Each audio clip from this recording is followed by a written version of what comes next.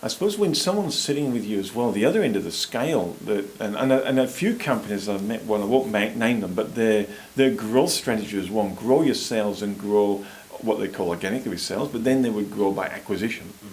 And I suppose when you're looking at an economy like ours in Perth now, or any economy that's going to start growing, you can feel it bubbling away, there are now opportunities to grow your business by acquisition. What are some of the complexities that an accountant would look at before I just got excited and went, but it looks great, Bobby. I'm sorry, I met the guy and he's fantastic. They're always lovely, aren't they? Yes. People wanting to sell their business for $1 million. He's told me it's a great business, this one. So what I like to look at, and I've seen this mistake happen in the past, is people have gone, great, I'm signing on the dotted line, before chatting to us as your accountant. So after they've signed and accepted the offer, they're the sellers. They're laughing all the way to the bank because they've got literally.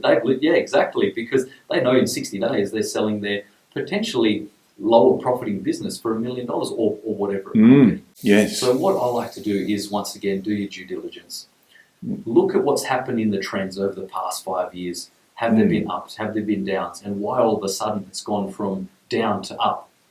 Have they been potentially fraudulently increasing fees to clients? Well, not fraudulently, but aggressively increasing fees to clients. That could cause a drop-off later on exactly as clients catch on. You've gone from, let's say, billings of $1,000 per client to $2,500 per client. Yes. The clients are happy or potentially happy because they've known that person for the last 10, let's say it's a service industry. Yes. For the last 10 years, they've got a rapport and loyalty with them. Little do they know he's going to sell the business. Yes. And then all of a sudden, the business is worth $1 million, selling it to you for $1 million, and then all of a sudden the clients, come on board to you, and who are you? Where did Tim go? Yeah. or Janice, or whatever it may be, and all of a sudden, hold on, those fees. Let's have a review of my financials, and then you see, okay, well, this $1 million business was only worth $500,000.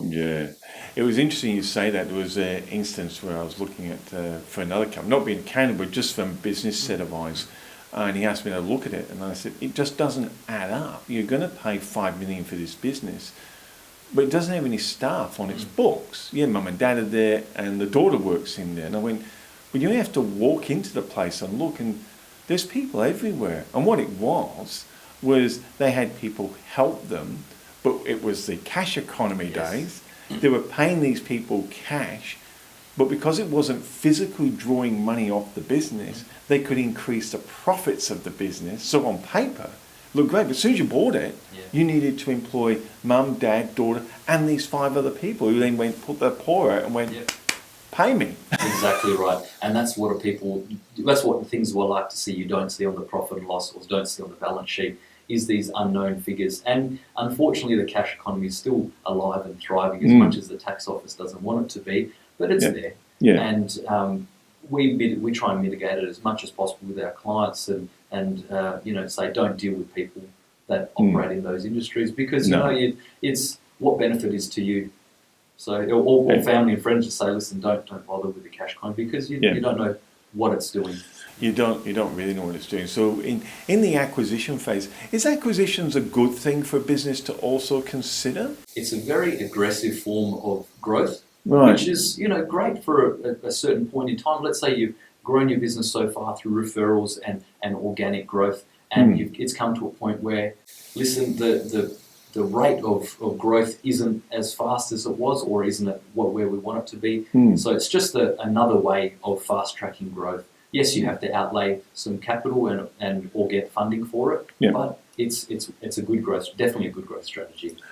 When you look at that, depending on the business, obviously, when you look at the company, do you have a look then at the customers it's serving, the products and services it's serving, and are you as an accountant then looking for gaps? Like then, well, if you pick this client base up, no one's doing this one, and that is something you can add to it immediately. Exactly. So that's where you look at businesses that are potentially failing and just selling because they can't they can't they can't deliver. They can't deliver. Yes. The customers are there, but they're only getting that one service or that one product. How do you maximise that? Either with adding further services, if you do it by adding further services on your own, or doing joint ventures with other people and saying, hey, listen, we've got a great I don't know, let's say you're a carpenter, let's say I've got a great cabinet maker or whatever it may be, a painter that can help out with this. And, you know, the clients will love you for it. Yeah, so it's looking at all those things. So we've talked about structure, we've talked about growth, and I suppose people are looking, going, how do I know I'm going to get an accountant? Obviously, they come to you, they get an accountant. What are some of the key points, do you think, like with your accountancy, what are some of the key points you do to enable you deliver that service that you think they should look for if they analyse an accounting firm?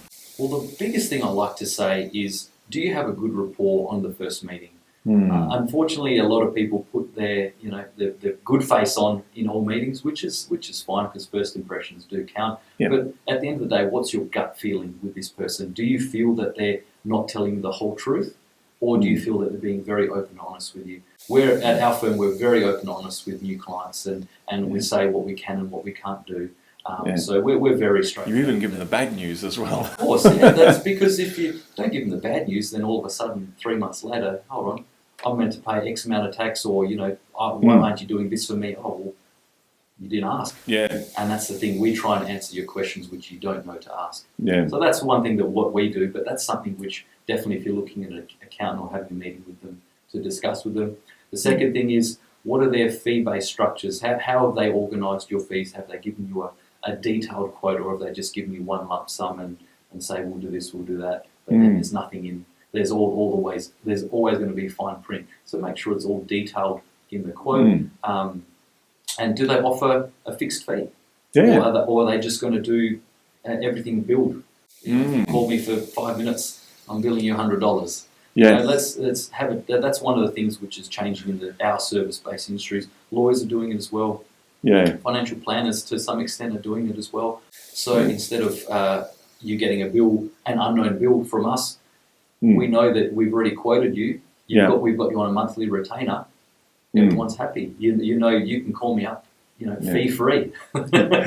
One of the things I like with and we're talking about structures, getting them right, and we're talking about an economy now going on the upturn. One thing that you deliver for your clients, and just want to touch on as we wrap up, is this strategic planning you do with clients. And you've got quite a few clients that take advantage of this, and their businesses are just taking off, which is not surprising. You focus on something and it grows.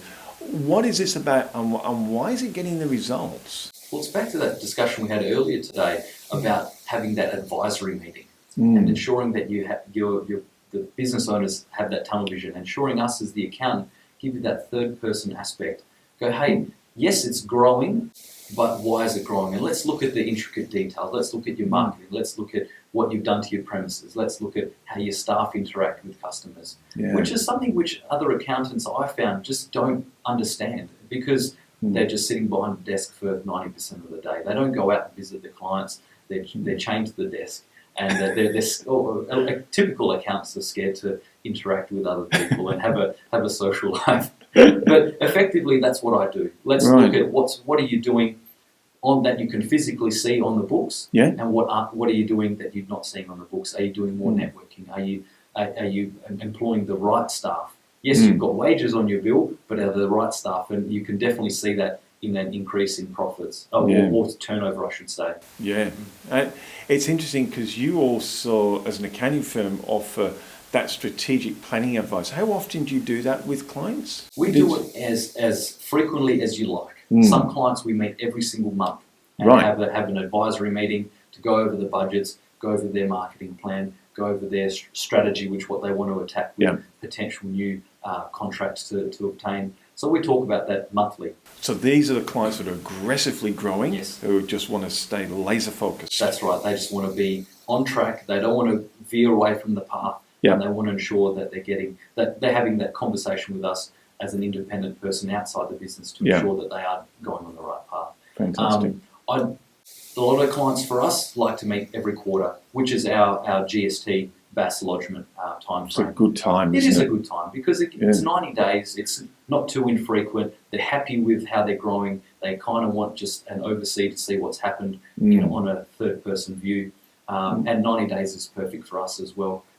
Some clients just prefer to us to do a once-a-year tax planning meeting. Unfortunately, I don't like to. I do only those because I feel the benefit for clients to meet with us is, you have staff and you have yourself working the business, but you really need, a frequent conversation with us as your advisor to ensure that your business is tracking where you want it to go.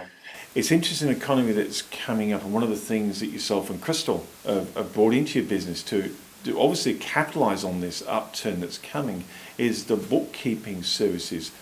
Why wouldn't an accountancy firm want an in-house bookkeeping service in it, and you wouldn't just go, well, just get a bookkeeper and get them to send me the books?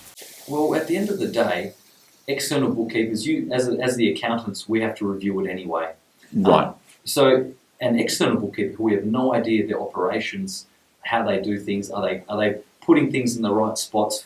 Are they claiming things the best way? Because it's going to take us potentially hours to review at the end of the year to ensure that things are being done correctly. Yeah. And clients do pay top dollar for that. Whereas if we have our own in-house bookkeeper, which we do, I review it personally before the end of month or end of quarter financials go to the client, so I know what's actually happening. And then when the client calls me up to have a chat about it, I can actually give them a detailed answer right off the top of the bat without them, without me having to sleuth through hundreds and hundreds and thousands of transactions to ensure things are being done correctly.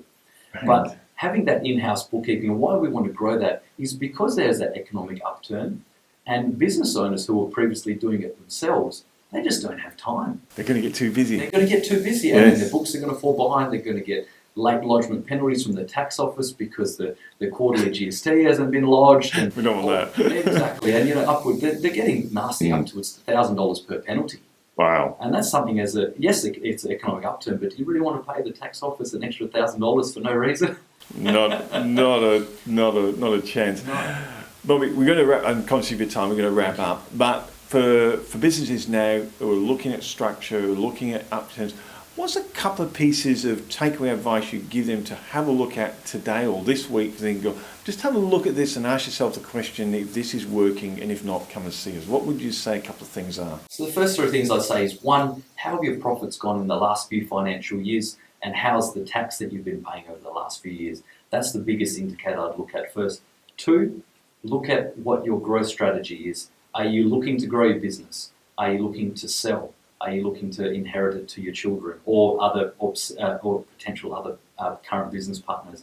And three, make sure that your systems are correct, because when the economic upturn does come, cash flow is going to come faster than you can think of, and you really need to ensure that those systems are in place so that you're not spending money willy-nilly.